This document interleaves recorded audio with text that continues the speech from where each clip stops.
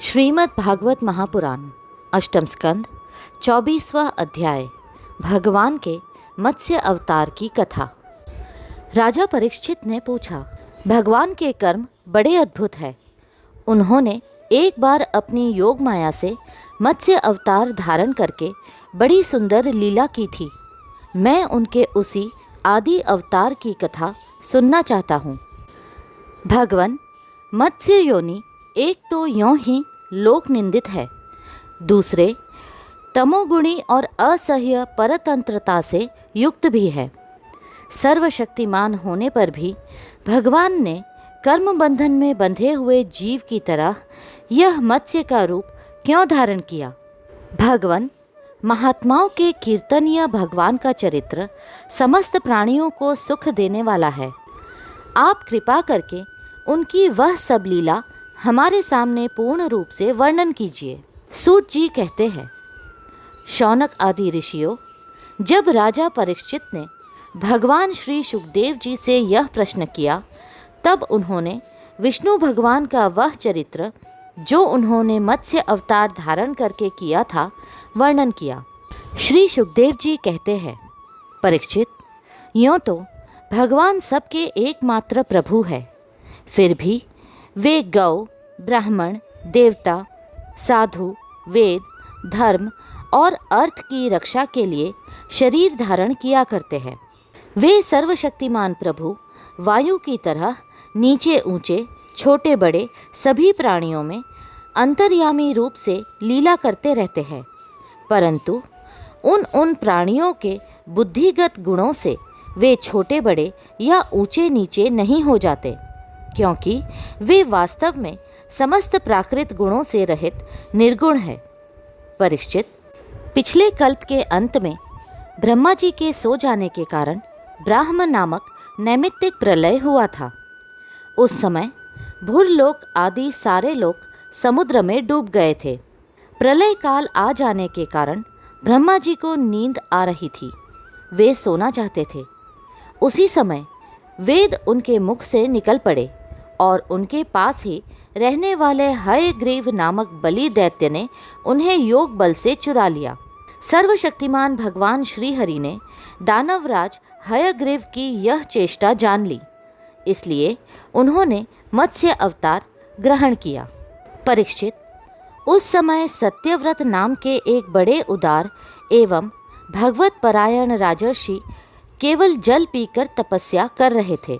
वही सत्यव्रत वर्तमान महाकल्प में विवस्वान अर्थात सूर्य के पुत्र श्राद्ध देव के नाम से विख्यात हुए और उन्हें भगवान ने वैवस्वत मनु बना दिया।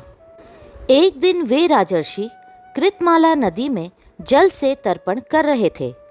उसी समय उनकी अंजलि के जल में एक छोटी सी मछली आ गई। परीक्षित, द्रविड़ देश के राजा सत्यव्रत ने अपनी अंजलि में आई हुई मछली को जल के साथ ही फिर से नदी में डाल दिया। उस मछली ने बड़ी करुणा के साथ परम दयालु राजा सत्यव्रत से कहा, राजन, आप बड़े दीन दयालु हैं। आप जानते ही हैं कि जल में रहने वाले जंतु अपनी जाति वालों को भी खा डालते हैं। मैं उनके भय से अत्यंत व्याकुल हो रही हूँ। आप मुझे फिर इसी नदी के जल में क्यों छोड़ रहे हैं? राजा सत्यव्रत को इस बात का पता नहीं था कि स्वयं भगवान मुझ पर प्रसन्न होकर कृपा करने के लिए मछली के रूप में पधारे हैं। इसलिए उन्होंने उस मछली की रक्षा का मन ही मन संकल्प किया। राजा सत्यव्रत ने उस मछली की अत्यंत दीनता से भरी बात सुनकर बड़ी दया से उसे अपने पात्र के जल में रख लिया और अपने आश्रम पर ले आए। आश्रम पर लाने के बाद एक रात में ही वह मछली उस कमंडलू में इतनी बढ़ गई कि उसमें उसके लिए स्थान ही न रहा। उस समय मछली ने राजा से कहा, अब तो इस कमंडलू में मैं कष्टपूर्वक भी नहीं रह सकती, अतः मेरे लिए कोई बड़ा सा स्थान नियत कर दे जहाँ मैं सुखपूर्वक रह सकूं। राजा सत्यव्रत ने मछली को कमंडलू से निकालकर एक बहुत बड़े पानी के मटके में रख दिया। परंतु वहां डालने पर वह मछली 2 ही घड़ी में 3 हाथ बढ़ गई। फिर उसने राजा सत्यव्रत से कहा, राजन, अब यह मटका भी मेरे लिए पर्याप्त नहीं है। इसमें मैं सुखपूर्वक नहीं रह सकती। मैं तुम्हारी शरण में हूँ, इसलिए मेरे रहने योग्य कोई बड़ा सा स्थान मुझे दो। परीक्षित, सत्यव्रत ने वहाँ से उस मछली को उठाकर एक सरोवर में डाल दिया, परंतु वह थोड़ी सी देर में इतनी बढ़ गई कि उसने एक महामत्स्य का आकार धारण कर उस सरोवर के जल को घेर लिया और कहा, राजन, मैं जलचर प्राणी हूँ। इस सरोवर का जल भी मेरे सुखपूर्वक रहने के लिए पर्याप्त नहीं है, इसलिए आप मेरी रक्षा कीजिए और मुझे किसी अगाध सरोवर में रख दीजिए। मत्स्य भगवान के इस प्रकार कहने पर वे एक एक करके उन्हें कई अटूट जल वाले सरोवरों में ले गए, परंतु जितना बड़ा सरोवर होता उतने ही बड़े वे बन जाते। अंत में उन्होंने उन लीला मत्स्य को समुद्र में छोड़ दिया। समुद्र में डालते समय मत्स्य भगवान ने सत्यव्रत से कहा, वीर, समुद्र में बड़े बड़े बली मगर आदि रहते हैं, वे मुझे खा जाएंगे, इसलिए आप मुझे समुद्र के जल में मत छोड़िए। मत्स्य भगवान की यह मधुर वाणी सुनकर राजा सत्यव्रत मोहमुग्ध हो गए। उन्होंने कहा, मत्स्य का रूप धारण करके मुझे मोहित करने वाले आप कौन हैं? आपने एक ही दिन में 400 कोस के विस्तार का सरोवर घेर लिया। आज तक ऐसी शक्ति रखने वाला जलचर जीव तो न मैंने कभी देखा था और न सुना ही था। अवश्य ही आप साक्षात सर्वशक्तिमान, सर्व अंतर्यामी अविनाशी श्री हरि है। जीवों पर अनुग्रह करने के लिए ही आपने जलचर का रूप धारण किया है। पुरुषोत्तम, आप जगत की उत्पत्ति, स्थिति और प्रलय के स्वामी हैं। आपको मैं नमस्कार करता हूँ। प्रभो, हम शरणागत भक्तों के लिए आप ही आत्मा और आश्रय है। यद्यपि आपके सभी लीला अवतार प्राणियों के अभ्युदय के लिए ही होते हैं, तथापि मैं यह जानना चाहता हूँ कि आपने यह रूप किस उद्देश्य से ग्रहण किया है। कमल नयन प्रभो, जैसे देहादि अनात्म पदार्थों में अपनेपन का अभिमान करने वाले संसारी पुरुषों का आश्रय व्यर्थ होता है, उस प्रकार आपके चरणों की शरण तो व्यर्थ हो नहीं सकती, क्योंकि आप सबके अहेतुक प्रेमी, परम प्रियतम और आत्मा हैं। आपने इस समय जो रूप धारण करके हमें दर्शन दिया है, यह बड़ा ही अद्भुत है। श्री सुखदेव जी कहते हैं, परीक्षित, भगवान अपने अनन्य प्रेमी भक्तों पर अत्यंत प्रेम करते हैं। जब जगतपति मत्स्य भगवान ने अपने प्यारे भक्त राजर्षि सत्यव्रत की यह प्रार्थना सुनी, तो उनका प्रिय और हित करने के लिए, साथ ही कल्पांत के प्रलयकालीन समुद्र में विहार करने के लिए उनसे कहा। श्री भगवान ने कहा, सत्यव्रत, आज से 7वें दिन भूरलोक आदि तीनों लोक प्रलय के समुद्र में डूब जाएंगे। उस समय जब तीनों लोक प्रलय काल की जल राशि में डूबने लगेंगे, तब मेरी प्रेरणा से तुम्हारे पास एक बहुत बड़ी नौका आएगी। उस समय तुम समस्त प्राणियों के सूक्ष्म शरीरों को लेकर सप्तर्षियों के साथ उस नौका पर चढ़ जाना और समस्त धान्य तथा छोटे बड़े अन्य प्रकार के बीजों को साथ रख लेना। उस समय सब ओर एकमात्र महासागर लहराता होगा, प्रकाश नहीं होगा। केवल ऋषियों की दिव्य ज्योति के सहारे ही, बिना किसी प्रकार की विकलता के, तुम उस बड़ी नाव पर चढ़कर चारों ओर विचरण करना। जब प्रचंड आंधी चलने के कारण नाव डगमगाने लगेगी, तब मैं इसी रूप में वहाँ आ जाऊँगा और तुम लोग वासुकी नाग के द्वारा उस नाव को मेरे सींग में बांध देना। सत्यव्रत, इसके बाद जब तक ब्रह्मा जी की रात रहेगी, तब तक मैं ऋषियों के साथ तुम्हें उस नाव में बैठाकर उसे खींचता हुआ समुद्र में विचरण करूँगा। उस समय जब तुम प्रश्न करोगे तब मैं तुम्हें उपदेश दूंगा। मेरे अनुग्रह से मेरी वास्तविक महिमा, जिसका नाम परब्रह्म है, तुम्हारे हृदय में प्रकट हो जाएगी और तुम उसे ठीक ठीक जान लोगे। भगवान राजा सत्यव्रत को यह आदेश देकर अंतर्धान हो गए। अतः अब राजा सत्यव्रत उसी समय की प्रतीक्षा करने लगे जिसके लिए भगवान ने आज्ञा दी थी। कुशों का अग्रभाग पूर्व की ओर करके राजर्षि सत्यव्रत उन पर पूर्वोत्तर मुख से बैठ गए और मत्स्य रूप भगवान के चरणों का चिंतन करने लगे। इतने में ही भगवान का बताया हुआ वह समय आ पहुँचा। राजा ने देखा कि समुद्र अपनी मर्यादा छोड़कर बढ़ रहा है। प्रलय काल के भयंकर मेघ वर्षा करने लगे। देखते ही देखते सारी पृथ्वी डूबने लगी। तब राजा ने भगवान की आज्ञा का स्मरण किया और देखा कि नाव भी आ गई है। तब वे धान्य तथा अन्य बीजों को लेकर सप्तर्षियों के साथ उस पर सवार हो गए। सप्तर्षियों ने बड़े प्रेम से राजा सत्यव्रत से कहा, राजन, तुम भगवान का ध्यान करो, वे ही हमें इस संकट से बचाएंगे और हमारा कल्याण करेंगे। उनकी आज्ञा से राजा ने भगवान का ध्यान किया।